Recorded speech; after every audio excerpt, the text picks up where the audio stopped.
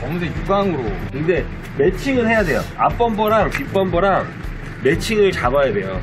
여기는 이 톤으로 가고 저희 지금 사이드에 이렇게 지금 볼록하게 나오잖아요. 흰차에 보면 저 라인을 이제 이 톤이랑 맞춰야 돼요. 근데 이제 얘는 검정색으로 칠을 해도 이 지금 엠보가 있기 때문에 검정색으로 안 나와요. 그러다 보니까 이제 이거를 톤을 맞추려면은 전체적으로 다 맞춰야 돼요. 예산을 정하세요. 1200에 갈 것이냐 1400까지 쓰실 것이냐. 뭐 200만 차이가 커요. 조향계나 서스펜션 쪽에 조금 뭘 하느냐에 따라 가격의 차이가 좀 있습니다.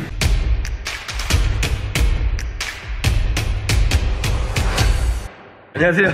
킹스커터로 바뀌었습니다. 너 요새 업데이트가 너무 없어가지고 PD가 거의 지금 열불 나와서 쫓아왔는데, 야 인사해. 너도 우리 유튜브 나와.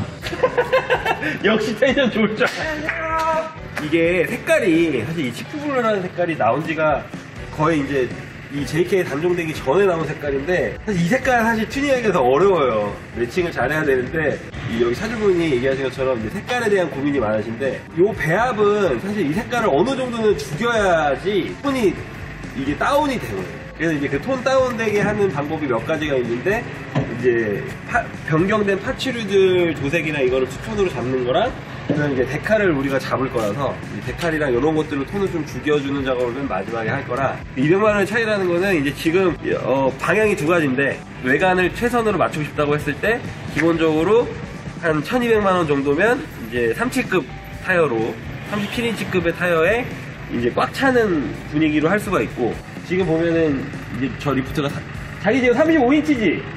네. 35. 그러면은 이제 산이나 이런 데를 주로 가시기 때문에 기스나 이런 것 때문에 펜다나 바깥쪽 부분 같은 경우는 도색을 할 수가 없는데, 지금 요 사장님 같은 경우는 거의 지금 99% 온로드 맞죠? 네, 99% 온로드 하시는 거고, 외형적으로 조금 이렇게 몰아가신 거예요. 그러니까 예전에 우리 아산티 올라왔던 컨셉 같은 경우는 예산을 이제 한 3천만원 정도 잡으셨는데, 그 중에 나는 휠이 중요하다. 순서를, 우선순위를 휠 먼저 잡고, 그 다음에 실내, 그 다음에 이제 하체 서스펜션으로 잡으셨기 때문에 그분은 그쪽으로 몰아드렸고, 이 차 같은 경우도 이제 외형 쪽으로만 이제 기본적으로 튜닝을 하는, 그 200만원의 차이는 이제 그 마감 중에 그 하차감이 제일 중요한 전동 스텝이 제일 중요하고, 그 전동 스텝이 사실 있고 없고의 차이가 진짜 꽤 있어요. 옆에가 지금 이렇게 지금 바디아머로만 돼 있는데, 발판이 문 딱 열었을 때 이게 불과 함께 딱 내려오느냐 아니냐, 그게 없어도 이제 완성도는 있는데, 그걸로 이제 하차감과 이제 상차감에 영향을 많이 끼친다는 거고, 그 다음에 이제 지금 요 JK에 우리가 해드릴 거는 펜다가 바깥으로 이만큼 나오기 때문에 일반 스텝은 여기 고정되어 있으니까 느낌이 안 나는데, 이제 2단짜리 스텝 계단식을 달아드릴 거라서 여기 발판이 하나 있고 이렇게 계단으로 내려오는 거라서 이게 여기까지 나오게 돼요. 그러면 이제 연장 펜다를 달았을 때 이제 느낌이 훨씬 더 꽉 찬 느낌을 줄 수 있다. 그래서 전동 스텝하고 남은 데칼의 차이가 200만원 정도 있다는 거, 그거를 말한 거예요. 근데 그걸 너무 길게 말했나? 우리 샵에 오시는 손님분들이 조금 잘못된 견해를 갖고 계신 분들이 있는 게, 우리 샵에 들어오시다가 나가시는 분들도 있어. 그 분위기 때문에 뭔가 막 그 온로드나 막 이런 거에 이렇게 막 되게 막 그 막 많은 돈을 들여야 된다 생각하시는데, 실제로 이제 여기 사장님한테 물어볼게. 사장님한테 물어보면 되는데. 자, 봐봐. 자기 지금 이 차에 얼마 들였어요? 총. 누적 금액이 얼마 들었어요? 중복이 많아가지고. 그러니까 중복을 제외하더라도, 자, 2천 좀 중복을 너무 많았어요. 중복을 포함해서. 네.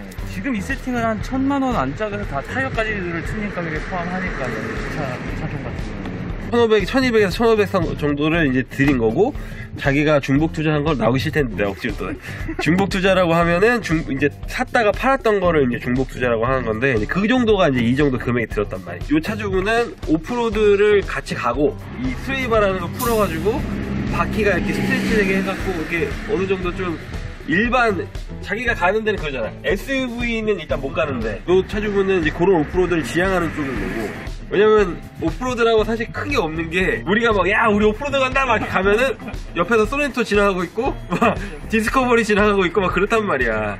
기준이 우리가 1200에서부터 시작이란 말이지. 그러면 이 두 가지를 놓고 극분명하게 나뉘느냐, 그건 뭐냐면 내가 가냐 안 가냐, 오프로드를 가냐 안 가냐. 예를 들면 내가 온로드 세팅을 하면 높이를 최대한 많이 높이지 않은 상태에서 휠하우스에 타이어가 꽉 찬 스펙으로 하게 되면, 랭글러는 이렇게 스웨이바를 풀 수 있는, 그러니까 이게 타이어가 막 이렇게 꺾이는 기능이 있기 때문에 그 기능을 못 써. 그걸 쓰면 이제 휀다가 닿아버리는 거지. 여기가 바퀴가 지금 이만한데 얘가 이렇게 들쳐 올라왔다고 생각해봐. 그럼 얘가 달 거 아니야. 그 기능을 못 쓰는 거야. 대신에 얘가 못 가느냐, 그건 아니라는 거지. 랭글러를 타고 뭐 임도나 아니면 산에를 못 가느냐, 아니면 캠핑이나 이런 데를 못 가냐, 그건 아니다 이거지. 갈 수 있는데 몇 가지 그 오프로드 기능들을 사용을 못하는 것 뿐이지 랭글러가 갖고 있는 특성은 그대로 괜찮다. 그 금액은 비슷해요. 지금 이제 이렇게 꾸미는데도 누적 금액이 그 정도 들었지만 외관적으로 꾸미는데도 그 정도 든다. 지금 조 스펙 지금 은색 차를 보면 그 정도를 외관을 꾸미는데 한 1200에서 1400 정도면 된다 이거지.